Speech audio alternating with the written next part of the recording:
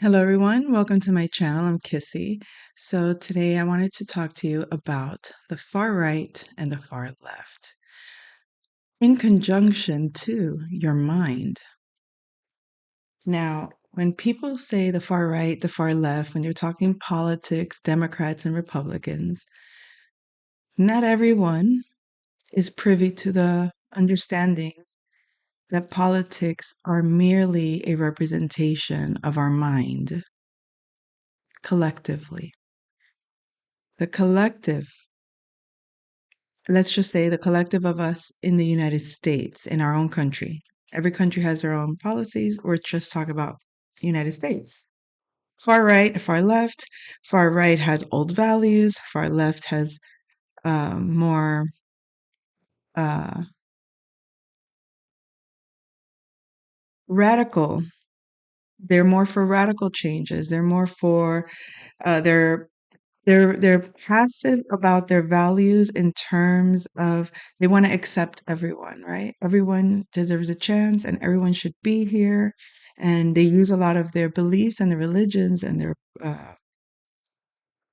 their personal mythos, I guess you can say maybe, to make those decisions. So you have far left, far right being masculine, far left being feminine. I drew a little chart. Here you have. Let's just get this one. Hold on. You feel that?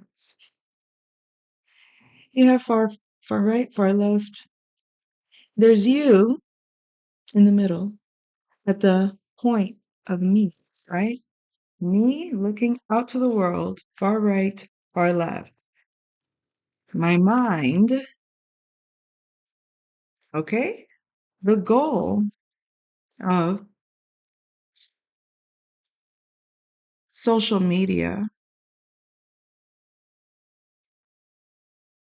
the social experiment, is to observe where everybody's mind is based on what you like, what you don't like, what you agree with, what you don't agree with, where how you express your values, how you fight for your values, how you do all that, right? Yeah, you'd be surprised. I was not taught this, not by my parents, not by my school. Nobody said, oh, yes, you are a subject of observation, and how you think and what you believe affects how we move in our society. Because collectively, if you can influence people to think like you, then you can get people to act like you. And if people act like you, then those that don't like how you are or act can rebel, can challenge, can be offended by, and that can cause war, riots. So when you see these arrows coming down, the goal is to be able to perceive as far right as you can and as far left as you can and listen with both ears and then merge all that information right here, right in your center. Your third eye is your intuition. So when you take on all the information and it forms into a beautiful V formation into your heart, into your core, then what outputs from you should be a balanced.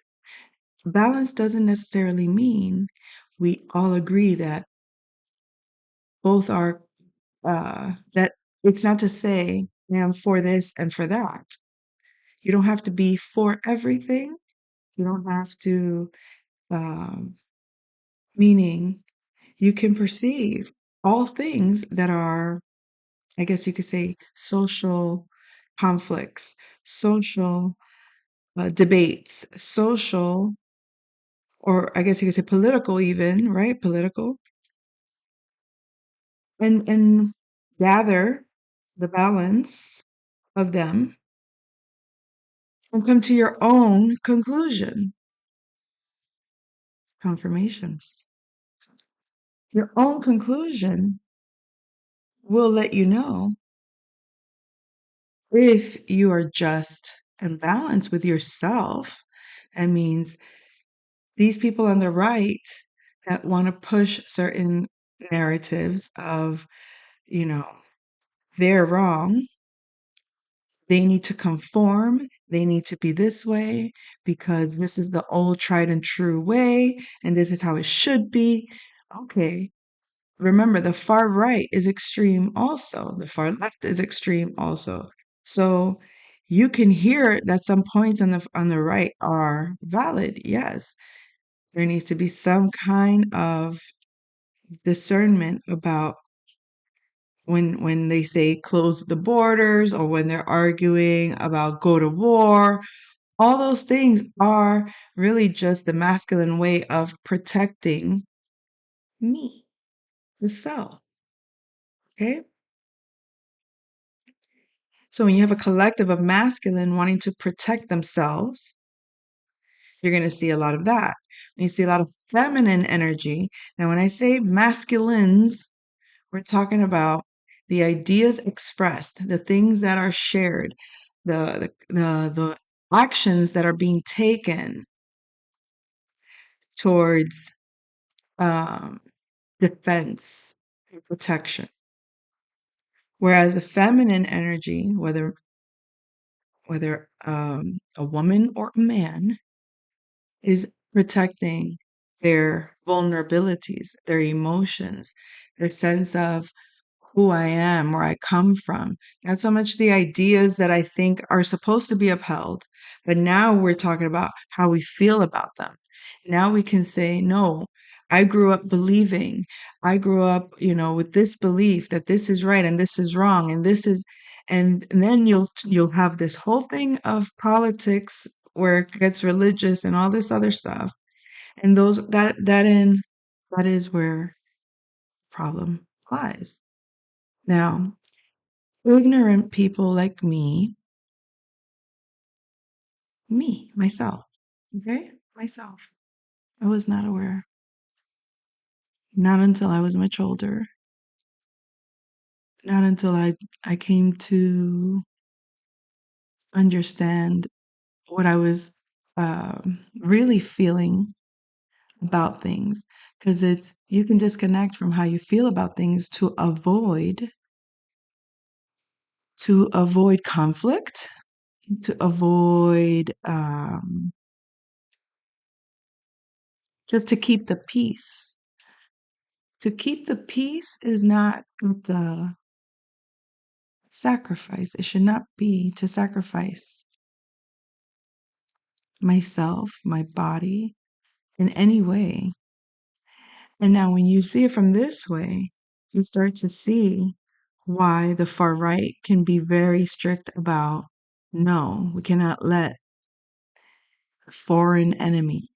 We cannot let, and it trickles down into your medicines, it trickles down into the schools, it trickles down into cultures and differences and people's personal biases and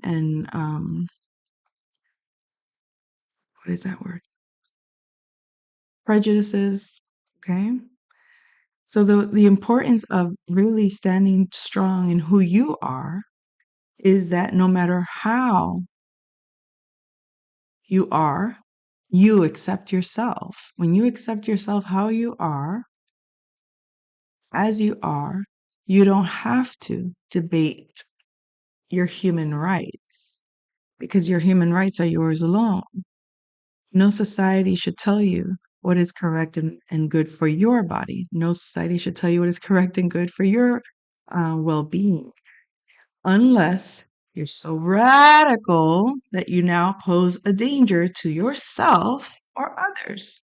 And if people that are responsible for you, if you're not responsible for yourself, like our children, and you'll hear in the news a lot about children and underground tunnels and school systems and children, all these negative things on the news, all these negative things on the news when it comes to children, when it comes to the underground Epstein situations, those kinds of things are key words are key stories to talk about what's going on internally with the human mind.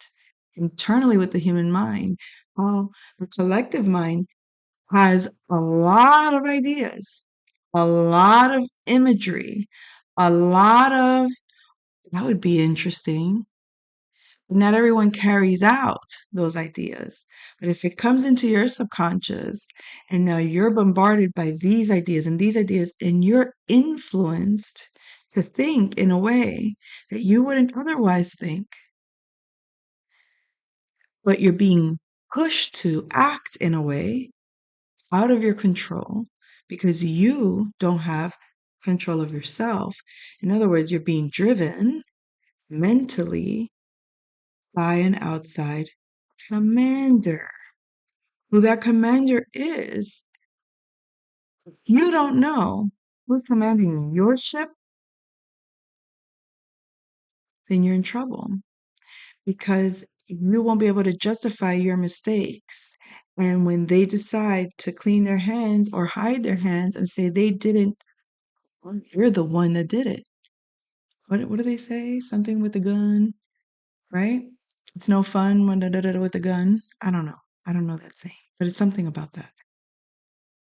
Be mindful how people try to use you because they know how you can be influenced to act if you are open, okay, open emotionally to suggestion.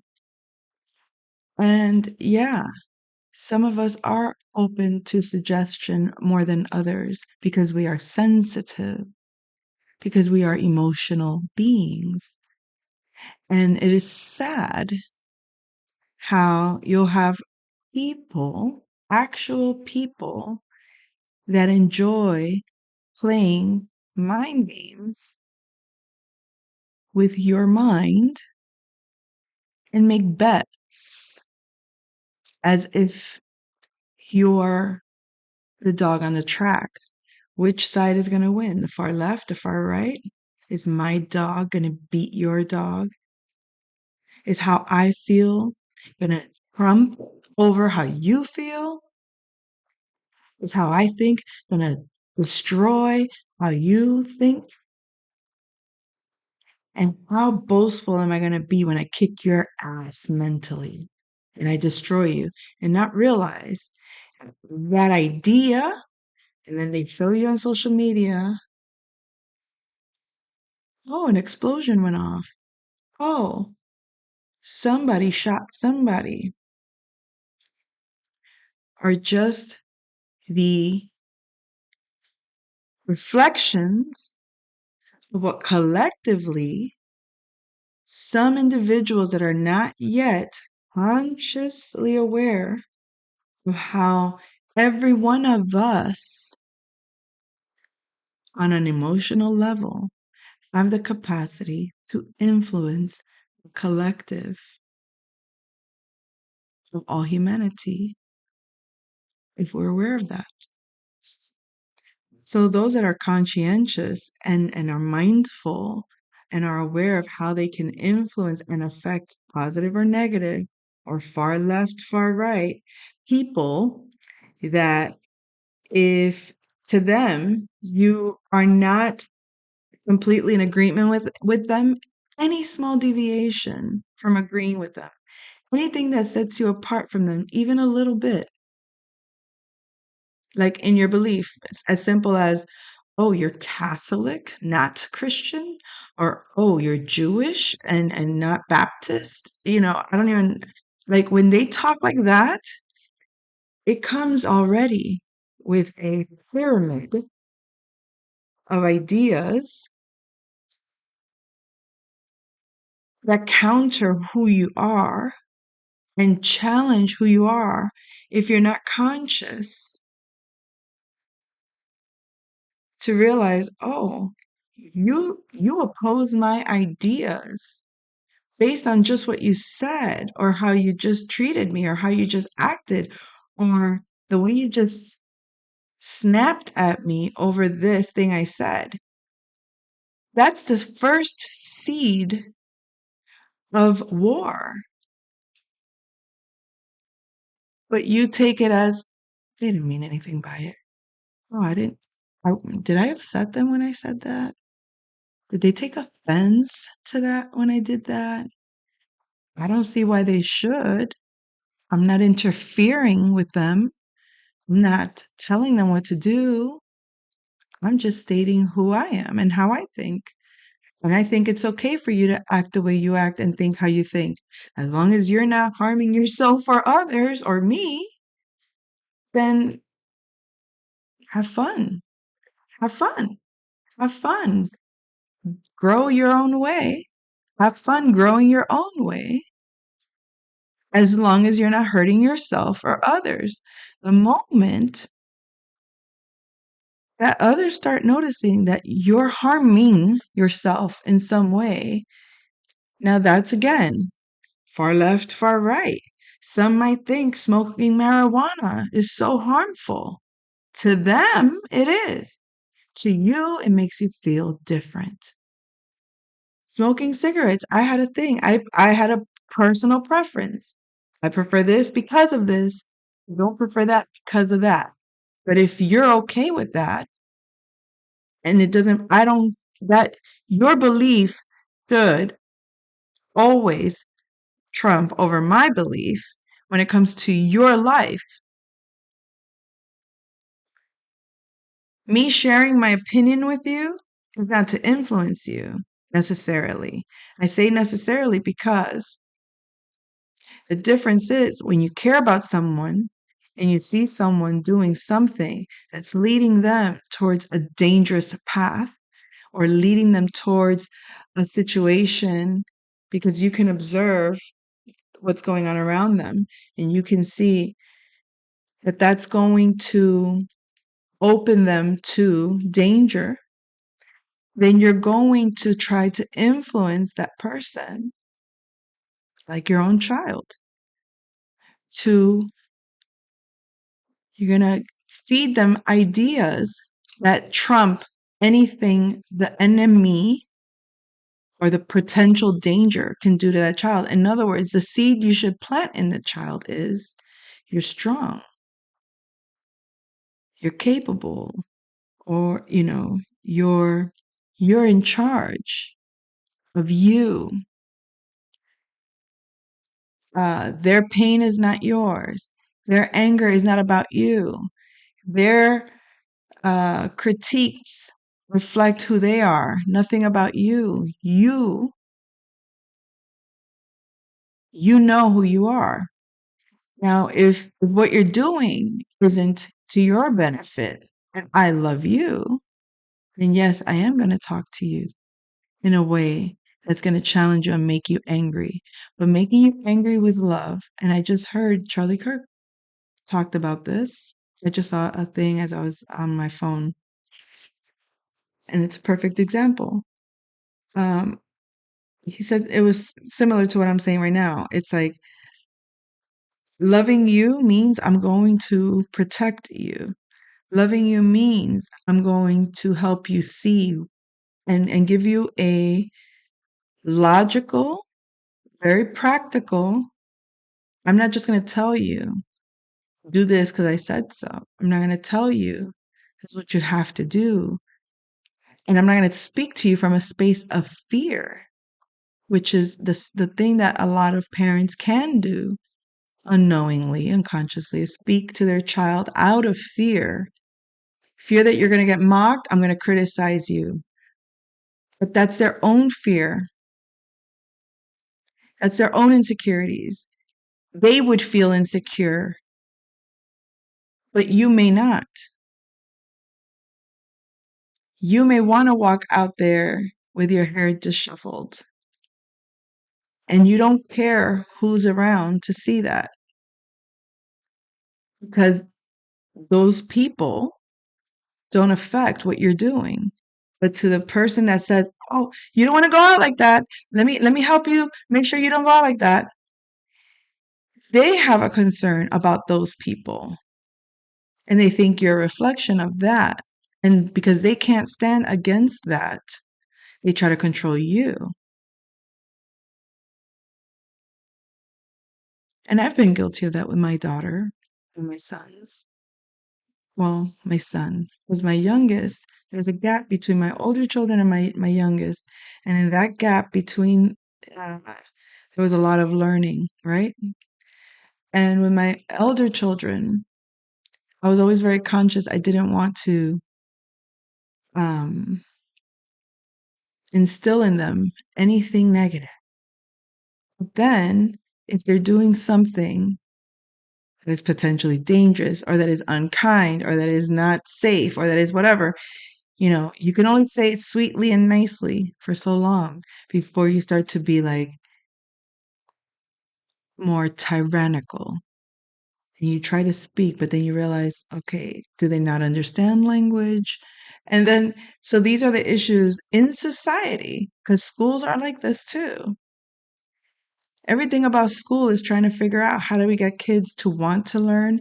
How do we engage them to be effective and to get along and to work as a team? I would think that's what school is about. I would hope. At least my connection with my children's teachers is about the interest of my children. But if a teacher is more concerned about getting a child in trouble because they're just not easy to deal with, and now you become a bully to the child. Maybe not obviously, outright, but indirectly, you give them a hard time. You become more challenging. The student that's already being challenged to learn or being challenged to want to learn is not going to learn or want to learn by you bullying them into learning. You're only going to get them more disinterested and then assume that everything about learning is not fun. So you have to get creative. You have to find ways. And also sometimes you have to let go and show them the consequences of you not interfering, the consequence of you not involving yourself and letting them catch a little bit of the feedback of what you're telling them. The feedback could possibly be, look, this is what could potentially occur. As long as you're prepared to deal with it, then that's fine. Just be aware. So, okay, as a young girl, I remember my parents would tell me, you don't want to go out dressed like that. And of course, like most teenage girls, well, what do you want to debate, argue, whatever. But it took for me to be out there and decide, do I want this attention? I really don't like this attention. I thought this is the attention I wanted. I thought this is what being sexy means. I thought this is what being attractive means. I thought this is what I'm supposed to be so that people like me. So young girls can go out there and do what they think they're supposed to do based on what's the influence? The influence is telling you this is what you're supposed to look like. This is what you're supposed to like. This is what you're supposed to imitate. This is how you're supposed to imitate it. And then you go out there and you do those things because nobody's telling you, other than your parents are telling you, you don't want to go out like that, but they don't tell you necessarily how it affects you. If they don't explain to you necessarily, or if they don't have the energy to debate with you, or if they can't give you a very logical understanding other than because I said so, or on the opposite extreme is, you know what, do whatever the hell you want. Your consequence. That's what you leave people with. It's control you or to hell with you. Control you or do it on your own and figure it out. Because in reality, that is our human right to have the freedom, the free will to make choices. The problem is, um, when you allow a child to go out into the world, are you actually letting them know what the consequences if you see something that isn't that they're doing, if you see something that they're doing that could potentially harm them, or that they're doing that could potentially harm others, If you see that, then it's your place as the adult, or as a custodial parent, and I don't mean that in terms of divorce custodial parent versus the non-custodial. No, both parents. That's why you have a mother. That's why you have a father, because they're supposed to show you what far right and far left can lead you. And that those two energies as one, which is you're supposed to. But if that father and that mother are not in balance, then and they're not teaching you, oh, FYI, we're not in balance, but we're going to teach you to be in balance. That's a little hypocritical. So it should be, we're out of balance and we've accepted that we cannot be in balance. So what we're going to do is tell you this is what balance is and this is what not balance is. And then you decide how you want to live. It's a possibility that might work. That's the mature thing to do as a parent. Hey kids, look, I want to lead by example in as many ways as possible. But I smoke, and these are the reasons why I smoke. This. These are the reasons why I don't have a problem doing this. We're talking now, it could be any vice. This is why I eat the foods I eat. This is why I believe the things I believe. This is why I do the things I do. This is why I like the things I like. This is why I don't like the things I like. It could be anything. Anything. Okay? That's why I am the way that I am. Because at the end of the day, yes, it's your life. This is why you are the way that you are. And all you can do is share that. This is why I am, and to the people that matter, right? Because if how you are and who you are doesn't affect them, you don't owe them an explanation. You don't owe anybody an explanation other than the people that you interact with that you have the potential to influence and affect, either positive or negative. But because you are in their energy, because you are in their space,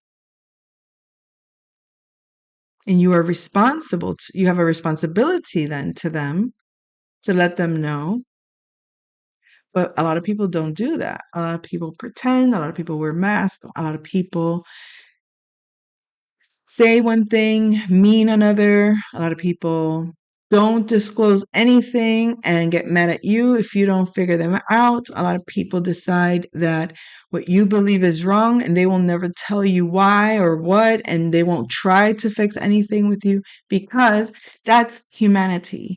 That's how people are. That's how people act. Everybody has a way of thinking. Everybody has things that they feel about different things. And we are culture that is very diverse. So politics is in place for that reason. And the reason the internet, the social experiment, is in place, in my opinion, is for that reason. If we can monitor or have some algorithmic understanding of how things are moving, we can mitigate and hopefully get people to integrate where they can then come into some kind of acceptance or unisonic understanding of themselves where they can be and let be.